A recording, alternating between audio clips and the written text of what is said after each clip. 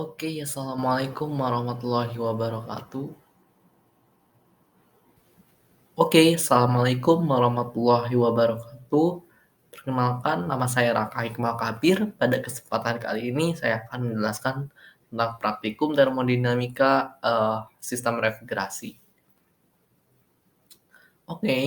Sebagaimana pada umumnya praktikum, sebelum masuk ke bagian inti ada bab pertama yaitu tentang pendahuluan. Ya, kita masuk ke pendahuluan yang pertama. Di sini ada latar belakang. Latar belakang praktikum sistem refrigerasi dalam kehidupan sehari-hari ya. Kita tahu bahwa saat ini suhu bumi itu meningkat temperaturnya hingga 1,5 derajat yang mungkin akan terjadi di antara tahun 2030 sampai 2052. Nah, hal-hal tersebut bisa dilihat dari eh, diagram di sini ada beberapa faktornya. Eh, Akibatnya, gitu kan, akibat dari panas secara global ini mengakibatkan ketidaknyamanan termal, membuat kita kepanasan kalau beraktivitas sehari-hari di dalam ruangan. Sehingga kita butuh yang namanya sistem pendingin dalam menunjang ke aktivitas kita. Nah, sistem pendingin ini pada dasarnya mengaplikasikan hukum termodinamika, yakni tentang sistem refrigerasi. Nah, berbicara tentang sistem refrigerasi yang mengaplikasikan termodinamika juga sebagaimana layaknya mesin, itu pasti membutuhkan konsumsi daya eh, sekian watt gitu ya. Yang kita tahu bahwa mesin pendingin ini cukup banyak menyerap energi yang dibutuhkan untuk melakukan siklus kerjanya. Tetapi yang jadi permasalahan itu bukan energi yang diserap, melainkan tentang efisiensinya. Nah, dari latar belakang yang saya telah paparkan tadi, maka muncul lanjutannya adalah rumusan masalah. Rumusan masalah yang mendasari praktikum P2 ya, di sini harusnya P2, saya salah ketik di sini, adalah bagaimana proses atau siklus termodinamika pada mesin dengan sistem refrigerasi beserta kinerja refrigerasinya. Nah, yang kedua, seperti yang saya bicarakan tadi tentang efisiensi, maka muncul pertanyaan berapa harga koefisiensi performa dari mesin refrigerasi atau pendingin, baik secara ideal maupun aktual. Nah, muncul sekarang tujuan praktikum P2 ini, ya menjawab perumusan masalah, memahami proses atau siklus termodinamika pada mesin refrigerasi atau mesin pendingin, serta mampu menentukan koefisiensi performa dari satu mesin ya pendingin ya atau AC, baik siklus ideal maupun siklus nyata. Oke, di sini kita lanjut kepada bab berikutnya yaitu bab 2. Di sini ada 2.2.1 tentang peralatan alat dan bahan ya. Tapi di sini kita menggunakan alat doang. Pertama ada HVAC, 2 termometer block, 3 tabel termodinamika, serta yang keempat adalah diagram pH R134A. Nah, ini HVAC ini yang mungkin sistem yang akan kita tinjau. Termometer ini digunakan untuk mengukur suhu yang kita ingin ketahui. Tabel termodinamika ini digunakan untuk mencari entalpi ya. Oke, lanjut kepada poin 2.2. Prosedur praktikum prosedur praktikum yang harus dilaksanakan sih intinya. Ya bisa dibaca di sini ya tentang harus menyalakan mesinnya, mesin HVAC-nya, dinyalakan kompresornya, fan speed-nya dikontrol mulai dari 30 knot, lalu ditunggu dengan stopwatch dalam selama 3 menit ya. Diamati nilainya pada alat pressure gauge, di kondensor dan evaporator dan dicatat ya hasilnya. Dia ulangi langkahnya dengan ya ini jadi yang poin 7 ini yang terakhir adalah variasi ya, variasi fan speed kontrolnya dari 30 sampai 70 knot. Oke, di sini ada beberapa data perhitungan yakni dari kecepatan bola 30 knot sampai 70 knot. Nah, di sini ada tekanan dan, temperaturnya dari evaporator dan kondensernya. Oke. Di sini juga ada data perhitungan entalpi yang sudah didapatkan ya, sudah saya hitung, tapi saya tidak mungkin mencontohkan perhitungan entalpinya di sini karena bisa menjadi panjang sekali kalau saya contohkan di sini. Entalpi ini didapat dengan bantuan tabel ya, tabel A3 tentang, eee, liquid vapor, water ya. Bisa dicari dari sana. Di sini ada contoh perhitungan COP ideal, COP aktual, dan efisiensi. Menjawab, eee, pertanyaan rumusan masalah. Rumusan masalah di sini saya mengambil contoh ya, di sini contoh data nomor 4 pada tabel 3.1, ini tabelnya ya yang tadi, data perhitungan. Di sini ada evaporatornya, temperatur di evaporatornya 5 derajat, eee temperatur di kondensernya 7 derajat Celcius, H1-nya 250,09 kilojoule per kilogram, dan H2-nya H1 ini eee, yang di evaporator, ini di kondenser ini H3 sama H4 itu adalah isentropik ya, jadi dia sama. Dilakukan perhitungan. Nah, di sini di COP ideal, ini dilakukan perhitungan dari data temperatur yang kita dapat ya, tidak menggunakan entalpi, sehingga dapat 6,62. Nah, di COP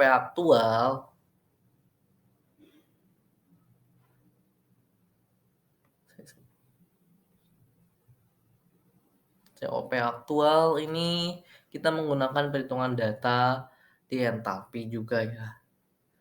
Entalpi digunakan, mmm, sehingga kita yang idealnya kita mendapatkan 6,62 dan yang aktualnya mendapatkan 5,16. Nah, di efisiensi saya salah memasukkan data di sini, mohon maaf sekali, harusnya 5,16 per 6,62. Hasil yang didapatkan itu 0,81. Mungkin saya di sini mungkin agak keliru ya. Nah, dari praktikum kita kali ini, kita harus menjawab tujuan praktikumnya. Tujuan praktikum yang pertama itu memahami siklus termodinamika pada sistem refrigerasi. Nah, yang pertama itu, siklus termodinamika pada sistem, mesin pendingin. Mesin pendingin di sini saya mencontohkan AC ya. AC itu pada dasarnya, dia prinsip kerjanya sistem refrigerasi, termodinamika, menyerap panas ya, dia menyerap panas dari, ruangan, dibuang ke lingkungan. Iya, apa saja yang terjadi pada sistem refrigerasi setelah menyerap panas dari ruangan misalkan, eee, pertama ya, si AC itu di step pertama pasti dia masuk ke evaporator ya. Evaporator, dia dimasuk evaporator, tekanannya yang awal iya seperti yang di data di sini ya. Data data pertama ini ya, yang pertama tekanannya rendah di 160, 160, 220, 230, dan 230 juga dengan putaran yang segitu. Ini sebelum dia memasuki evaporator, maaf, sebelum dia masuk dengan kondisi yang seperti ini, ya, di tekanan di evaporatornya sesudah dia keluaran evaporator. Jadi yang biasanya mungkin, fungsinya memanaskan, dia menurunkan suhunya, ya. Lalu maaf ini harusnya luaran sebelum evaporator. Evaporator, Pak. Nah, sudah keluar dari evaporator, dia, masuk ke slide kondenser ya. Di sini kondenser, ini sebelum masuk kondenser, ini ada ini ya, Oke, saya jelaskan dari awal lagi, lebih rinci lagi. Ini sebelum evaporator, tekanannya segini dengan suhu yang seperti ini juga, yang sangat rendah ya, dalam kondisi, saturated liquid ya. Dan sebelum masuk kondenser, ini pun sama, enggak, sudah berbeda fase, jadi superheated ya, karena tekanannya memang tinggi dan suhunya, sangat tinggi juga, superheated vapor di sini. Keluar lagi dari kondenser, masuk ke turbin dalam kondisi saturated juga, kembali lagi pada eh, pump ya, untuk ekspansi lagi, ya kembali lagi ke evaporator. Jadi intinya yang dibuang itu adalah suhunya yang telah mendingin ya. Mendingin, eh, dikembalikan lagi gitu kan. Sudah mendingin, dikembalikan lagi. Jadi ada perubahan.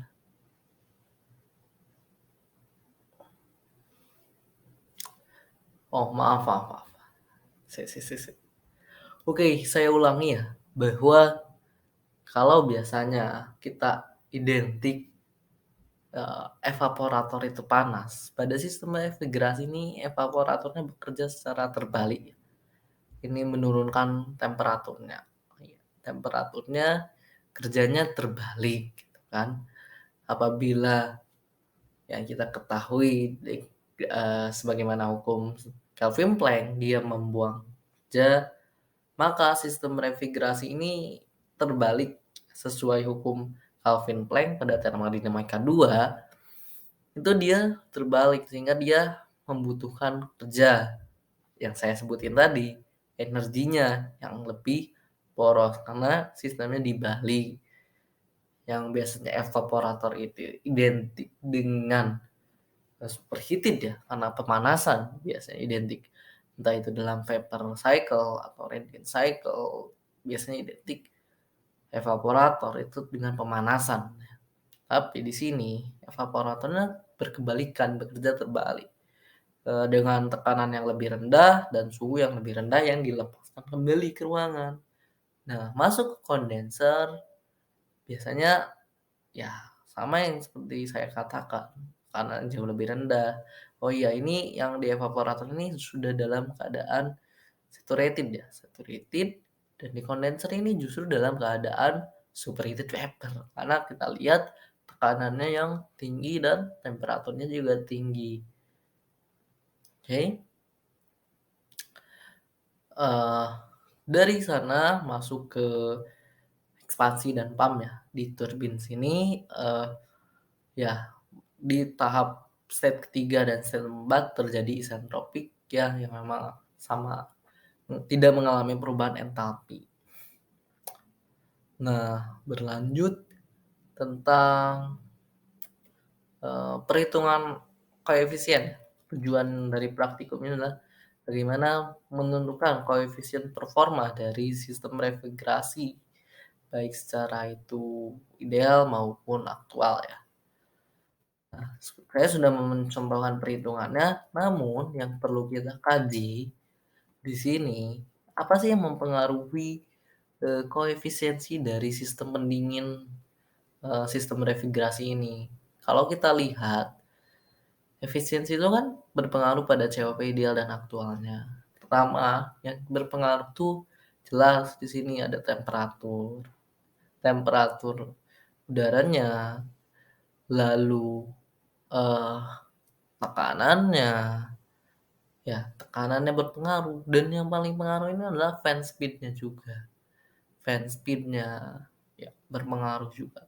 Jadi semakin besar semakin cepat fan speed-nya, semakin cepat putaran knob-nya, ternyata makin menghasilkan tekanan yang tinggi ya. Jadi ya perubahannya lebih cepat saja.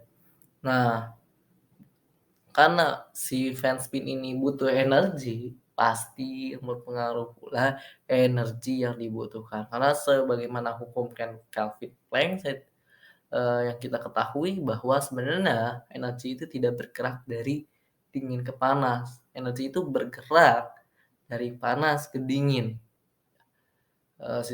Sistem hukum termodinamika kedua. Apabila ingin membalik keadaan tersebut, maka dibutuhkan kerja yang harus masuk ke dalam sistem tersebut.